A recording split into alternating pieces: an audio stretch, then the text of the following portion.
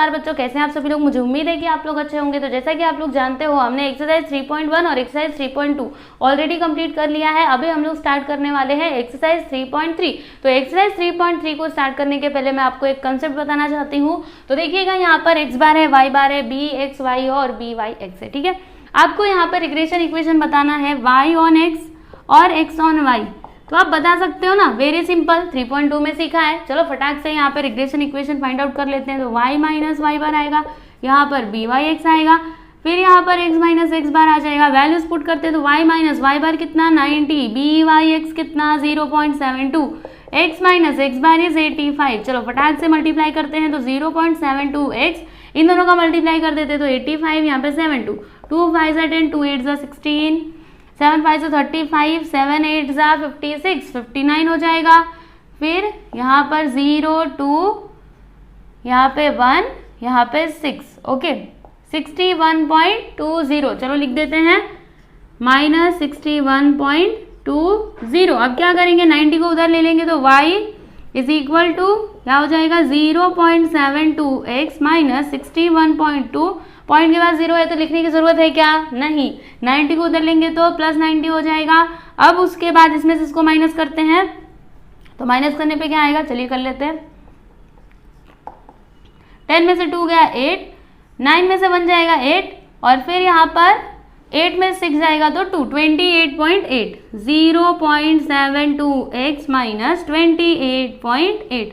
Minus आएगा कि plus आएगा, प्लस आएगा, है ना। ये हमारा क्या हो गया, regression equation of y on x। इतना क्लियर है। चलो अभी फटाक से x ऑन y भी निकाल लेते हैं।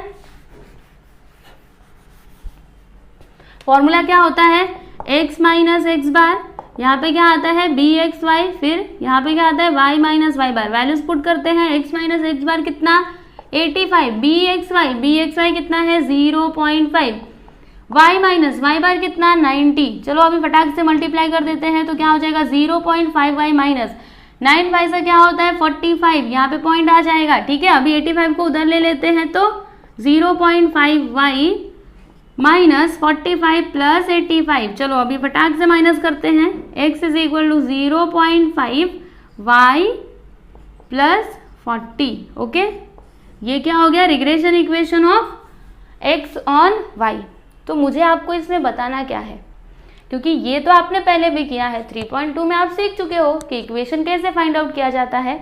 तो इसमें मैं आपको क्या बताना चाहती थी, आप इधर ध्यान से सुनना। समझिए, आपको ऐसे इक्वेशन दिया गया है y ऑन x। तो क्या आप इसकी हेल्प से बी वाई एक्स का वैल्यू बता सकते हो, यस। सोचिएगा ज़रा। और इसकी हेल्प से क्या आप बी एक्स वाई का वैल्यू बता सकते हो, सोचिए। इसको ध्यान से देखिए और बताइए, इसमें कहीं पे बी वाई एक्स का वैल्यू है क्या। देखो, बी वाई एक्स ऊपर भी देख सकते हो और इसमें भी देखो, है क्या। अगर आपने ध्यान से देखा रहेगा तो आपको समझ में आता होगा, क्या ये जो x का कोएफिशिएंट है ना, वही आपका क्या है बी वाई एक्स। क्या है x का कोएफिशिएंट 0.72, क्या है 0.72, और बी वाई एक्स क्या है 0.72। मतलब क्या हुआ इसका, कि अगर आपके पास रिग्रेशन इक्वेशन है y ऑन x, तो उसमें जो x का कोएफिशिएंट रहता है ना, वो आपका क्या होता है बी वाई एक्स। बस यही बात मुझे आपको समझानी थी, इसीलिए मैंने ये पूरा प्रोसेस किया। ठीक है, अब सेम यहाँ पे देखो, अगर आपके पास x on y regression equation दिया गया है तो आप उसकी हेल्प से क्या बता सकते हो, बी एक्स वाई बता सकते हो।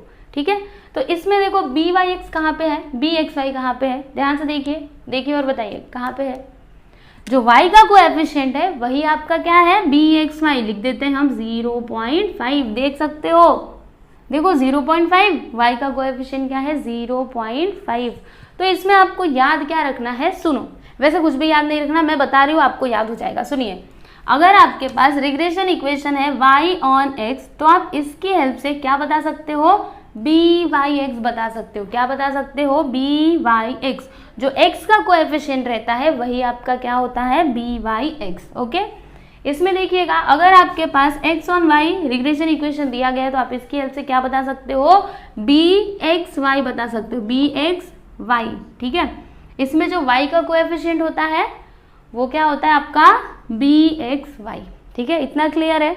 देखो अभी तक हम क्या करते थे, आपको ऐसे वैल्यूज दिए रहते थे, आप वहां पे रिग्रेशन इक्वेशन पूरा कैलकुलेट करके बताते थे कि रिग्रेशन इक्वेशन होगा क्या। लेकिन अभी आपको क्वेश्चंस कैसे आएंगे, तो आपको रिग्रेशन इक्वेशंस दिए रहेंगे और उनकी हेल्प से आपको बताना पड़ेगा बी वाई एक्स और बी एक्स वाई के वैल्यूज, और इसमें आपको क्या निकालना रहेगा, तो एक्स बार और वाई बार, मतलब रिग्रेशन इक्वेशन दिए रहेंगे तो आपको वहां पे फाइंड करना रहेगा एक्स बार और वाई बार। तो आप कैसे निकालोगे, वैसे आपको क्लास 10th में याद होगा कि आपने साइमल्टेनियस इक्वेशंस को सॉल्व किया था, है ना। आप क्या करते थे, उसके लिए हमारे पास कई सारे मेथड होते थे, एलिमिनेशन मेथड, सब्स्टिट्यूशन मेथड, और भी कुछ मेथड थे, है ना। तो हम क्या करते थे, उनको सॉल्व करके एक्स और वाई के वैल्यूज निकालते थे, राइट, समझ में आ रहा है।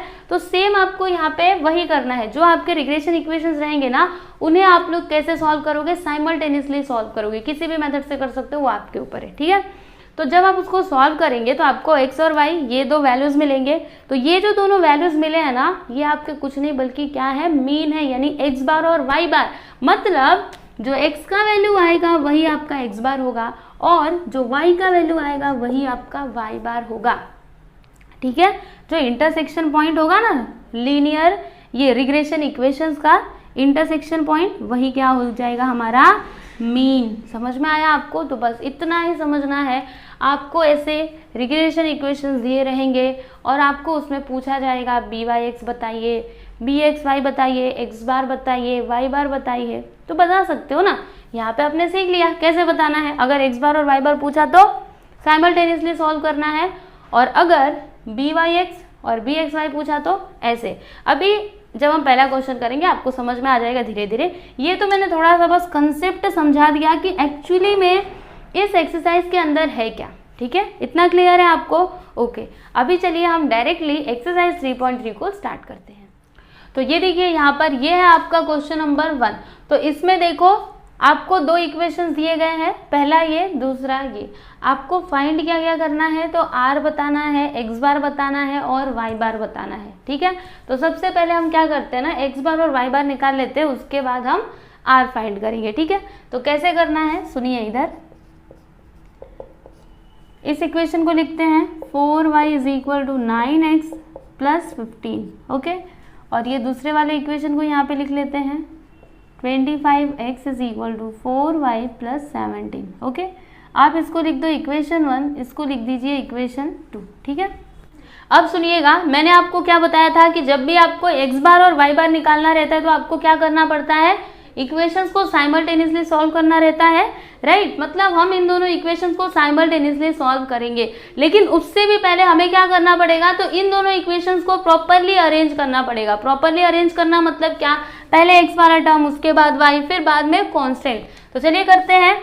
देखो 9x है ना, तो 9x को लिख दिया, 4y को उधर ले लेंगे तो -4y, 15 को इस साइड ले लेंगे तो -15। ये हो गया आपका इक्वेशन नंबर 3, ओके।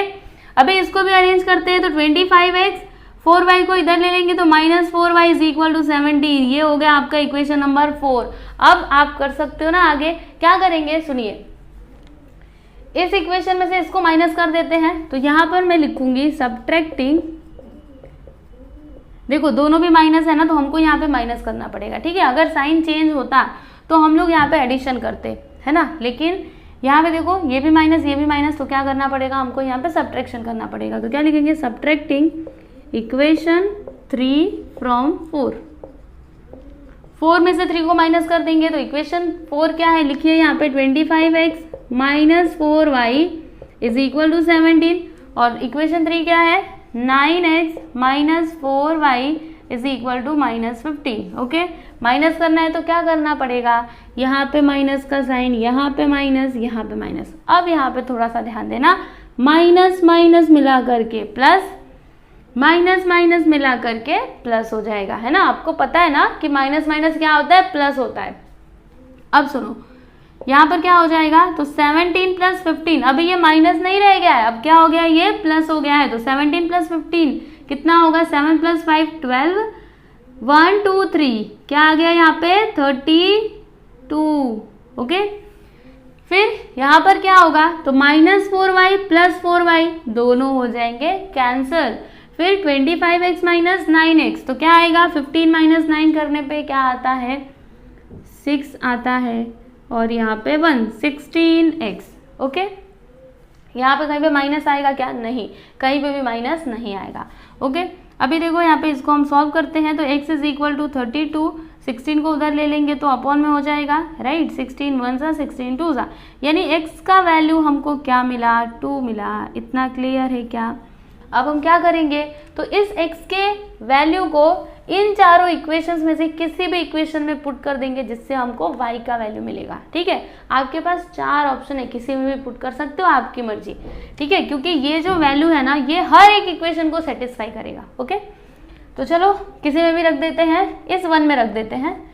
तो यहाँ पर लिखेंगे substituting x is equal to 2 in equation 1।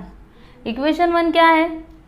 4y is equal to 9x, x के प्लेस पे 2 लिखना है, प्लस 15, 9 2 ज़ा 18 प्लस 15, तो क्या हो जाएगा? 8 प्लस 5 13, 1 2 3 33, राइट। अभी 4 को उधर ले लेंगे तो क्या हो जाएगा? देखते जाइए बस आप, y is equal to 33 upon 4। अभी इसको 4 से कैंसिल करते हैं तो 4 8 ज़ा 32, इसमें से 1 बचेगा, पॉइंट लगा देंगे, 4 2 ज़ा 8, फिर 2 बचेगा, 4 5 ज़ा 20। ओके, देखो एक बार फिर से देखते हैं, 4 8 ज़ा 32, 1 बचेगा, फिर 4 2 ज़ा 8 2, 4 5 ज़ा 20। तो यहाँ पे हमको y का वैल्यू क्या मिला? 8.25। ओके, तो क्या आप ऐसे डायरेक्टली लिख दोगे कि ये x बार है और ये y बार है? नहीं, डायरेक्टली नहीं लिखना है, आपको एक लाइन लिखना पड़ेगा। मैं बताती हूँ कौन सी लाइन। देखो ऐसे क्या लिखोगे यहाँ पे कि since the means of x and y are the point of intersection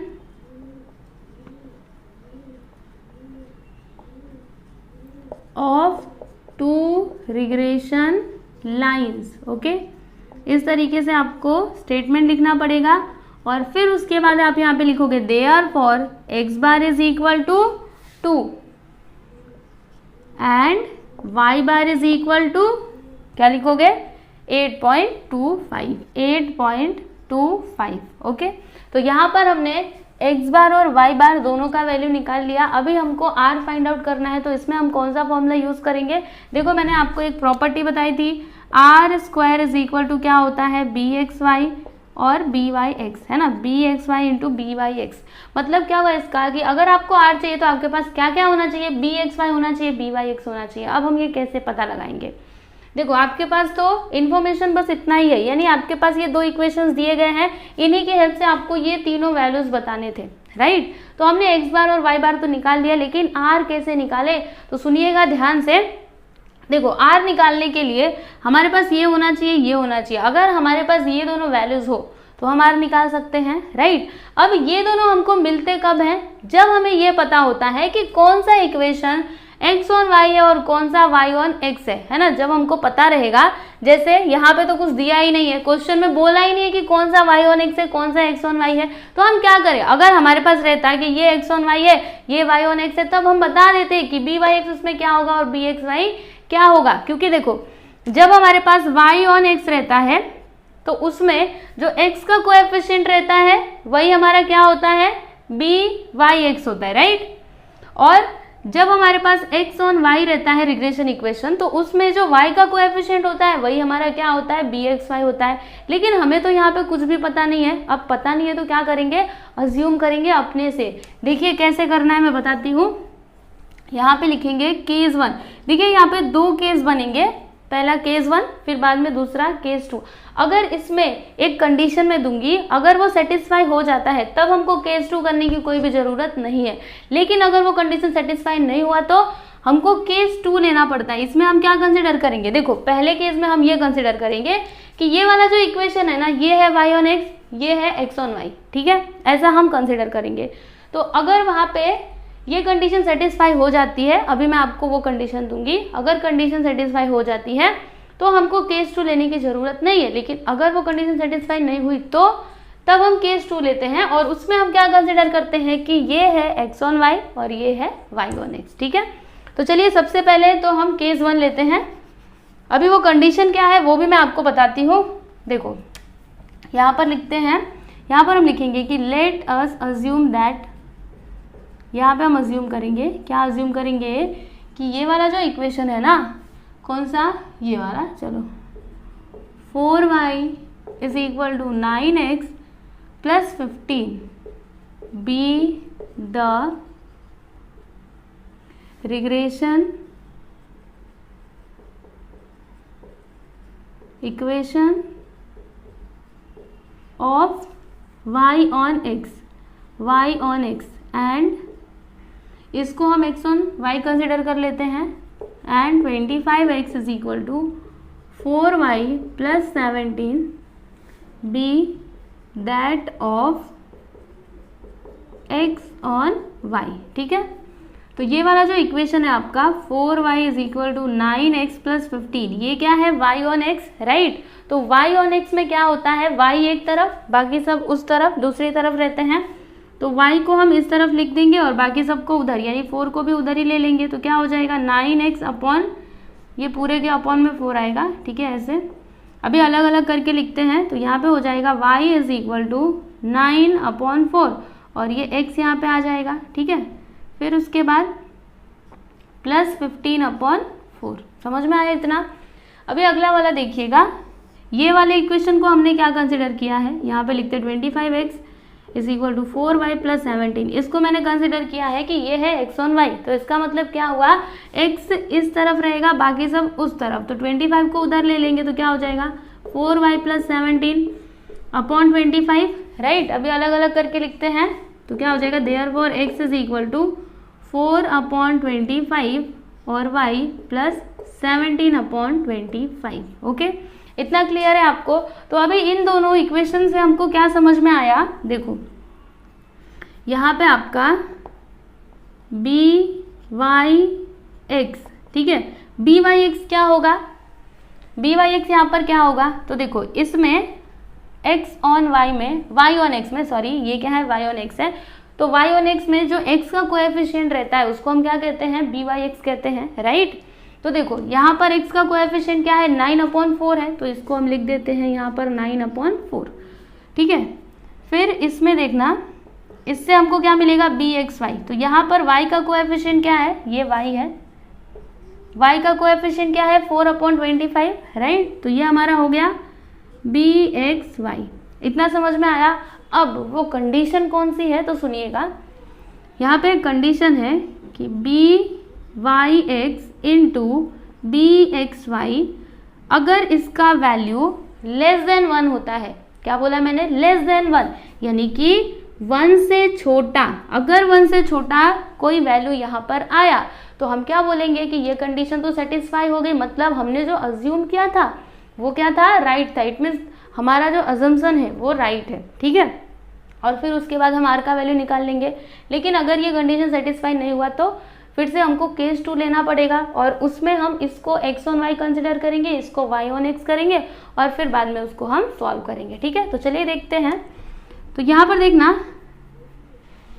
B Y X into B x Y, तो बी वाई एक्स कितना है 9/4 इंटू बी एक्स वाई कितना है 4/25। तो 4 से 4 कट जाएगा, यहाँ पे क्या आया 9/25।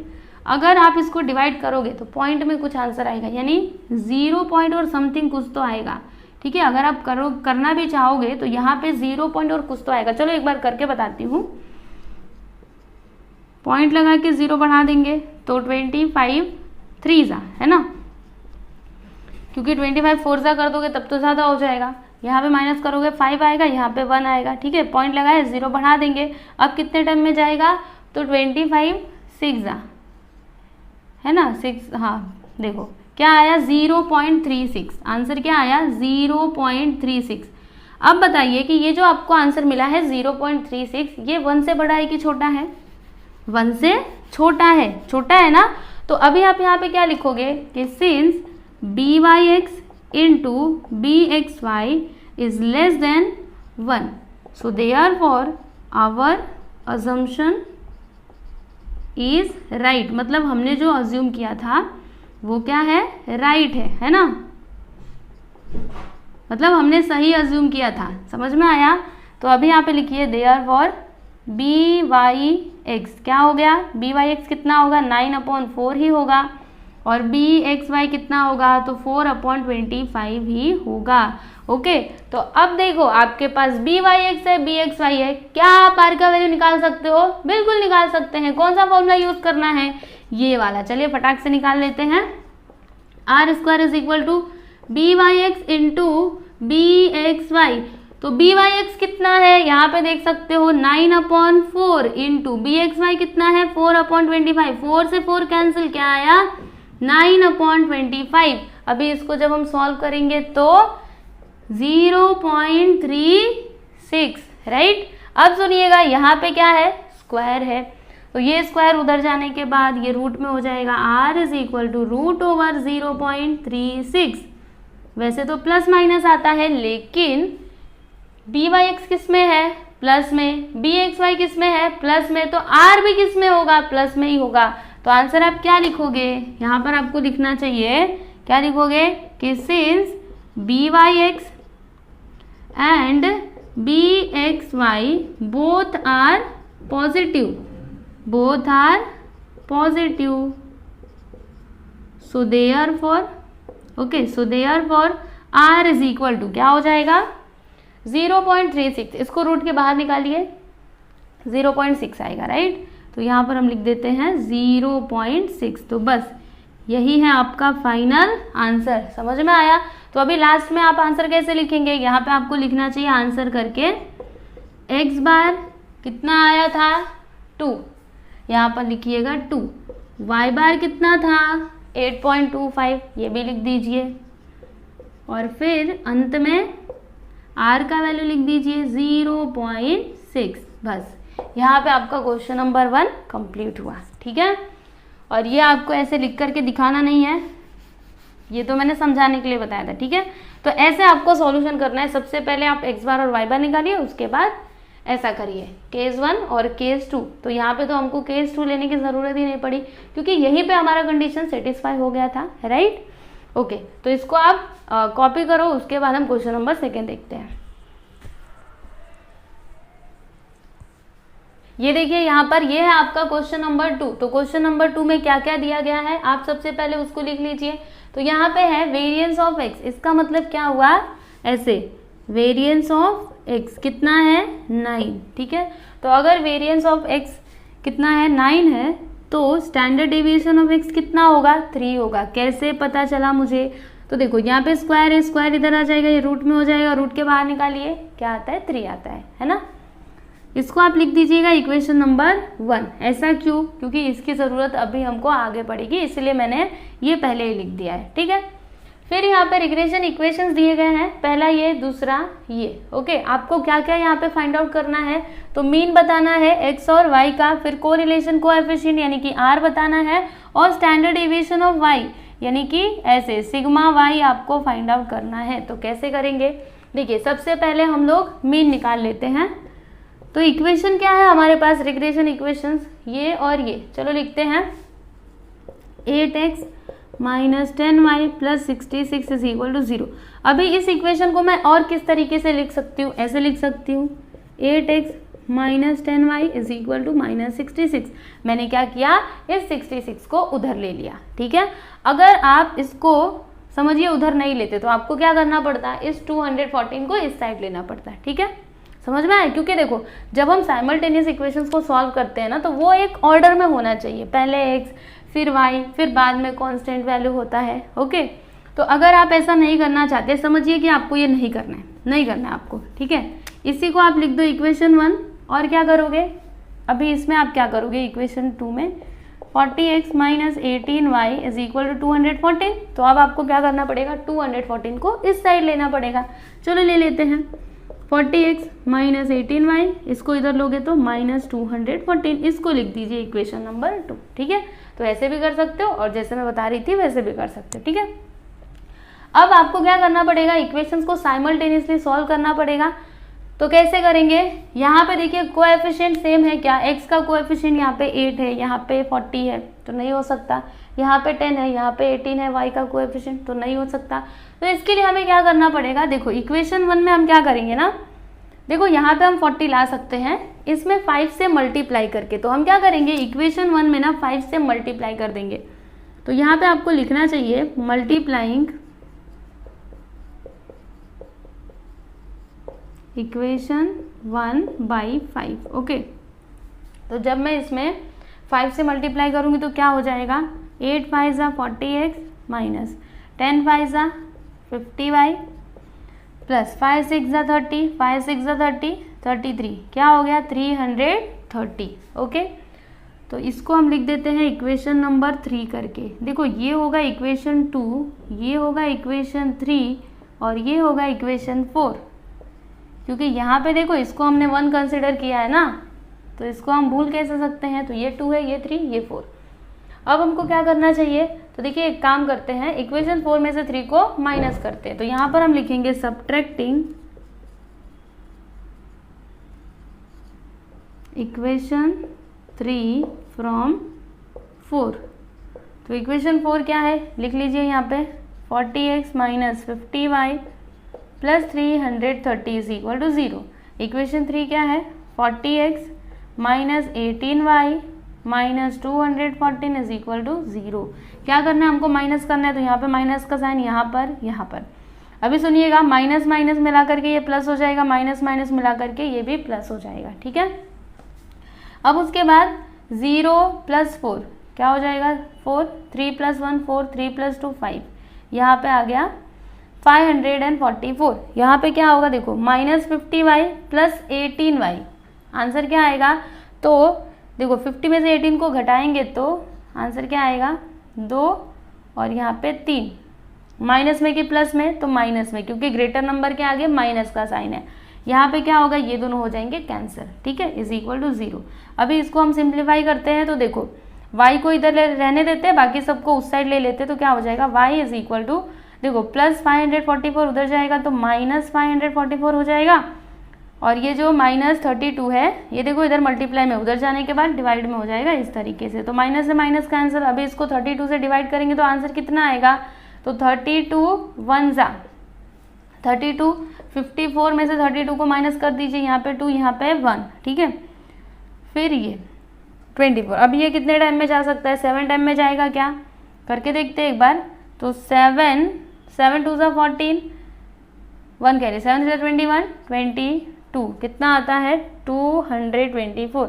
एक मिनट, एक बार फिर से चेक करते हैं, इसको माइनस करते हैं, यहाँ पे 2 आएगा, फिर 5 में से 3 जाएगा तो 2, हाँ सही है अभी, और ये 4 को लिख लिया। 7 टाइम में कितना आता है 224। तो यहाँ पे क्या आ गया, जब हमने इसको इससे कैंसिल किया तो हमको आंसर क्या मिलता है 17। ये क्या है, हमारा y का वैल्यू है। तो अभी इसकी हेल्प से हम क्या करेंगे, x का वैल्यू भी फाइंड आउट कर सकते हैं। तो क्या करेंगे हम, देखो इस y के वैल्यू को ना इक्वेशन 1 2 3 किसी में भी हम पुट कर सकते हैं, 1 में नहीं कर सकते, 2 3 या फिर 4 किसी में भी आप रख सकते हो। तो हम यहाँ पे लिखेंगे सब्स्टिट्यूटिंग, यहाँ पे सबसे पहले तो आप लिख दो ऐसे करके, therefore y is equal to 17। Okay, अभी यहाँ पर आप लिखिएगा सब्स्टिट्यूटिंग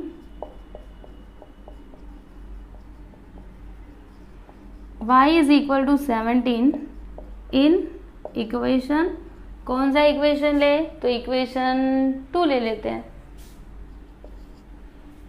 देखो यहाँ पे आ जाएगा 8x माइनस 10y, y के प्लेस पे क्या लिखना है 17 लिखना है, प्लस 66 इज इक्वल टू 0। अभी 8x माइनस मल्टीप्लाई करेंगे तो 170, 66 को उधर ले लीजिए, माइनस 66 हो जाएगा। अभी 170 को उधर ले लेते हैं तो माइनस 66 प्लस 170, 170 में से इसको माइनस करेंगे तो 10 में से 6 जाएगा 4, और यहाँ पे तब क्या आ जाएगा 6 आ जाएगा। तो 6 में 6 जाएगा तो 0, और यहाँ पर 1, कितना आया 104। ओके, 8 को अभी उधर ले लेंगे तो देखिए 8 को उधर ले लेते हैं, डिवाइड में हो जाएगा, कैंसिल करते हैं, 8 1 ज़ा 8, इसमें से 2 बचेगा 24, 8 3 ज़ा क्या होता है 24, यानी x का वैल्यू हमको क्या मिला 13।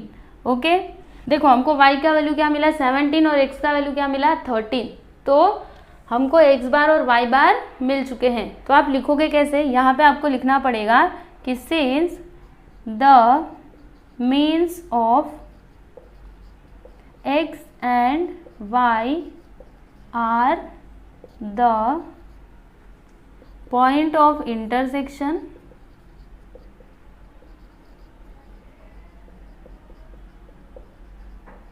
of two regression lines।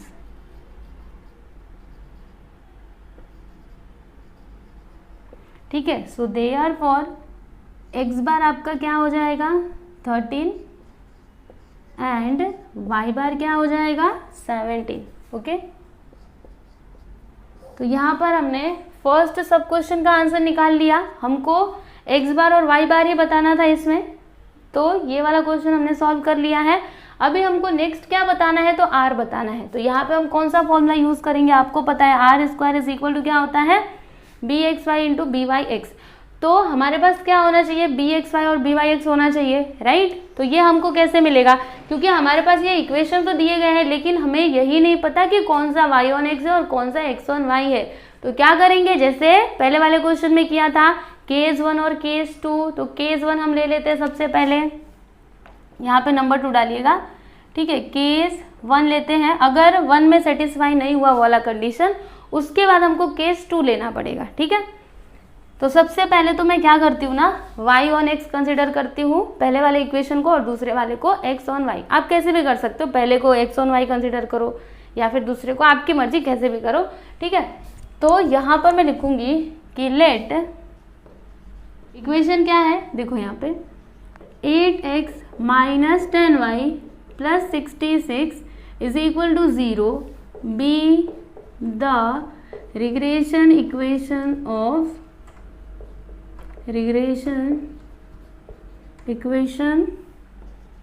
Of y on x।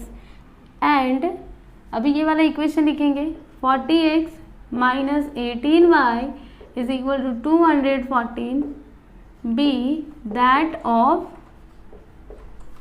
x on y। ठीक है, तो y ऑन x हम लिखते हैं यहाँ पे 8x minus 10y plus 66 is equal to 0। ये क्या है, y ऑन x है, तो इसका मतलब क्या हुआ, y एक तरफ रहेगा बाकी सब उस तरफ। तो यहाँ पे एक हम काम करते हैं, देखो 8x और 66 को इधर ही रहने देते हैं, इसको उस साइड लेकर के जाते हैं, तो क्या हो जाएगा प्लस 10y, माइनस है उधर जाने के बाद प्लस हो गया। अभी 10 को इधर ले लीजिए, तो क्या हो जाएगा, सीधा करके लिख दीजिए y is equal to 8x plus 66 upon 10, अलग अलग करके लिखिए, y is equal to 8 upon 10 x और यहाँ पर प्लस 66 अपॉन 10। ठीक है, इतना समझ में आया आपको। अब आप चाहो तो इसको और छोटा कर सकते हो, कैसे कर सकते हो, देखो y इज इक्वल टू 2 4 सा क्या होता है 8 होता है, 2 5 सा 10 होता है, यहाँ पर आ गया 4 अपॉन 5x प्लस, इसको भी आप छोटा कर सकते हो, 2 3 सा 6 होता है, 2 3 सा 6 होता है, 2 5 सा 10 होता है। ठीक, तो इससे हमको क्या वैल्यू मिला, यहाँ पे जो x का कोएफिशिएंट है ये हमारा क्या हो जाएगा by(x) कितना है 4 अपॉन 5। ठीक है, तो इस इक्वेशन से हमको by(x) मिल चुका है 4 अपॉन 5। लेकिन ये कंफर्म नहीं है कि यही by(x) होगा, ये कंफर्म नहीं है। जब वो वाली कंडीशन सेटिस्फाई होगी तभी हम बोल सकते हैं कि ये by(x) है, अदरवाइज नहीं बोल सकते। ठीक है, अभी हम लोग ये वाला इक्वेशन लिखते हैं 40x minus 18y is equal to 214। सुनिएगा ध्यान से, ये क्या है x ऑन y, इसका मतलब क्या हुआ कि x एक तरफ रहेगा बाकी सब उस तरफ। तो यहाँ पर लिखते हैं 40x इज इक्वल टू 214, पहले इसको लिखते हैं। ठीक है, पहले इसको देखो, माइनस 18y उधर जाएगा तो प्लस 18y हो जाएगा प्लस 214। अभी 40 को उधर लिख देते हैं, तो x is equal to 18y plus 214 upon 40। अभी अलग अलग करके लिखते हैं, तो x is equal to 18 upon 40 y plus 214 upon 40। चाहो तो आप इसको छोटा करके लिख सकते हो, कैसे, देखो 2 9 सा 18 और 2 2 सा 4, ओके, यहाँ पे आ गया 20। यहाँ पे y प्लस, इसको भी आप छोटा कर सकते हो। कैसे, देखो 2 1 ज़ा 2, 2 1 ज़ा 2, यहाँ पे 0 आ जाएगा, 2 7 ज़ा 14, 107 और अपॉन में 2 2 ज़ा 4। ओके, तो इससे हमको क्या मिला, बी एक्स वाई का वैल्यू मिला। y का कोएफिशिएंट क्या है, 9/20, तो ये क्या हो गया आपका बी एक्स वाई। ओके, समझ में आया। अभी हम लोग दोनों का मल्टीप्लाई करते हैं, तो b x y into b Y x, तो बी एक्स वाई कितना है, यहाँ पर देखिए नीचे मैं कर रही हूँ 9/20 इंटू बी वाई एक्स कितना है 4/5। अभी इसको सॉल्व करते हैं तो देखिए क्या हो जाएगा, 4 1 ज़ा 4, 4 5 ज़ा 20, 9 1 ज़ा 9, 5 5 ज़ा 25। तो यहाँ पर हमको आंसर क्या मिला, 9/25। इसको थोड़ा सॉल्व कर लेते हैं, तो इसका आंसर क्या आएगा 0.36। ओके, देखो क्वेश्चन नंबर 1 में भी यही आया था। तो यहाँ पे देखो b x y into b Y x कितना आया है 0.36, विच इज लेस देन 1। ये क्या है, 1 से छोटा है। इसका मतलब क्या हुआ कि हमने जो अज्यूम किया था ना कि ये y1x है और ये x1y है, ये एकदम करेक्ट है। मतलब क्या, बी वाई एक्स का वैल्यू क्या हो जाएगा 4/5 और बी एक्स वाई का वैल्यू क्या हो जाएगा 9/20। मतलब यहाँ पे भी हमको केस 2 करने की जरूरत नहीं है। अगर ये कंडीशन सेटिस्फाई नहीं हुई होती तो इसको हम x1y कंसिडर करते और इसको y1x। ठीक है, तो चलिए अभी यहाँ पर हम लिखेंगे कि since bxy into byx is less than 1, so therefore bxy क्या हो गया 9/20 and byx क्या हो गया 4/5। अभी हम लोग r का वैल्यू निकाल सकते हैं, है ना। तो यहाँ पर अभी लिखेंगे r² is equal to formula क्या होता है bxy इंटू byx। वैल्यूज रखते हैं, बी एक्स वाई कितना 9/20, बी वाई एक्स कितना 4/5, 4 1 ज़ा 4 5 ज़ा 9 1 ज़ा 9, 5 5 ज़ा 25। अब ये स्क्वायर इधर आ जाएगा तो क्या हो जाएगा r is equal to plus minus root over 9/25। अब क्या करें, तो इसको सॉल्व करते हैं ना। जब हम इसको सॉल्व करेंगे तो क्या आएगा यहाँ पे 0.36, इसको रूट के बाहर निकाल दीजिए तो r इज इक्वल टू क्या आएगा 0.6।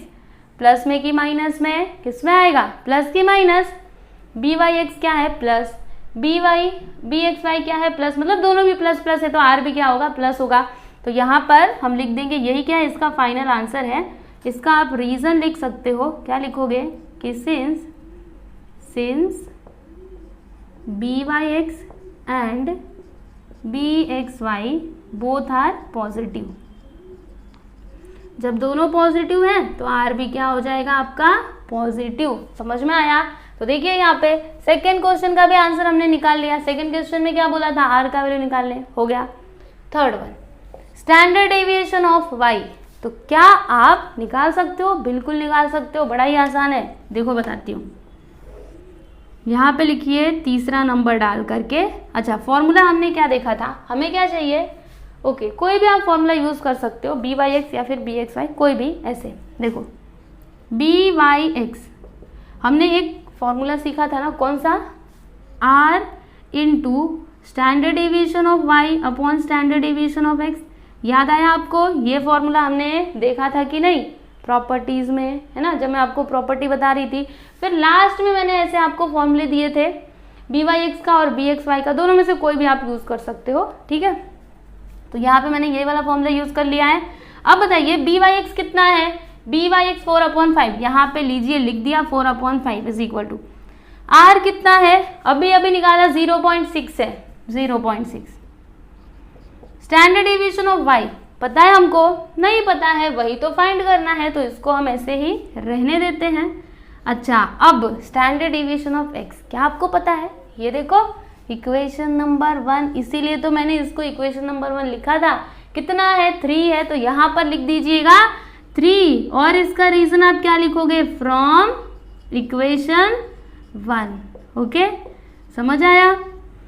अब उसके बाद देखिए 3 1 ज़ा 3 2 ज़ा, यहाँ पे क्या आ गया 4/5 इज इक्वल टू 0.2 और स्टैंडर्ड डेविएशन ऑफ वाई। अब क्या करेंगे, तो देखिए 0.2 को इधर ले लेते हैं तो 4/5 और यहाँ पे ये जो 0.2 है ये इधर मल्टीप्लाई में है, इधर आने के बाद डिवाइड में हो जाएगा, मतलब क्या है इसे 5 into 0.2 is equal to standard division of y। अभी मल्टीप्लाई करते हैं तो देखिए 4/5 2 ज़ा 10, पॉइंट कहाँ पे आएगा, यहाँ पे। हमको आंसर क्या मिला 4/1 is equal to standard division of y। मतलब स्टैंडर्ड डिविजन ऑफ y आया कितना, तो 4 आया, क्योंकि अपॉन में क्या है 1 है। देखो ऐसे है 4/1.0, तो पॉइंट के बाद 0 मतलब कुछ मतलब नहीं, और अपॉन में 1 मतलब तो भी कुछ भी इसका मीनिंग नहीं है, क्योंकि अपॉन में 1 है ना, तो इसको हम ऐसे भी करके लिख सकते हैं।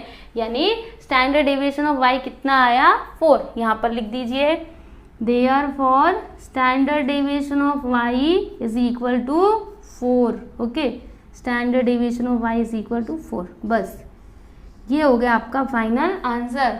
तो ये लास्ट वाले क्वेश्चन का भी आंसर हमने निकाल लिया। तो आप लोग लास्ट में आंसर कैसे लिखेंगे, ऐसे करके आंसर, ठीक है। फिर नंबर 1 डाल के लिख दीजिएगा x बार और y बार का वैल्यू, फिर दूसरा नंबर डाल करके क्या लिखोगे r का वैल्यू, फिर तीसरा नंबर डाल करके आप लिख दीजिएगा स्टैंडर्ड डेविएशन ऑफ y कितना आया है 4, r कितना है 0.6, ये कितना है तो 13 और ये कितना है 17। तो ऐसे लिखना मत भूलिएगा, ठीक है। एग्जाम में आपको क्या करना है, ऐसे लास्ट में आंसर लिखना चाहिए। ओके, तो यहाँ पे आपका क्वेश्चन नंबर 2 भी कंप्लीट हो गया, क्वेश्चन नंबर 1 हुआ, क्वेश्चन नंबर 2 हुआ, और भी बहुत सारे क्वेश्चंस बचे हुए हैं, ठीक है। तो ये सारे क्वेश्चंस को हम लोग आगे आने वाले नेक्स्ट वीडियोस में सॉल्व करेंगे। तब तक आप क्या करो, प्रैक्टिस करो, जो आगे के क्वेश्चंस हैं उनको सॉल्व करने की कोशिश करो। अगर नहीं आता है तो कोई बात नहीं, मैं आगे के वीडियोज़ में वो सारे क्वेश्चंस भी सॉल्व करवा दूंगी। कुछ भी क्वेश्चन मैं छोड़ूंगी नहीं, ईच एंड एवरी क्वेश्चन को मैं सॉल्व आपको करवा के दूंगी, ठीक है, ताकि आपको कुछ भी डाउट ना रहे।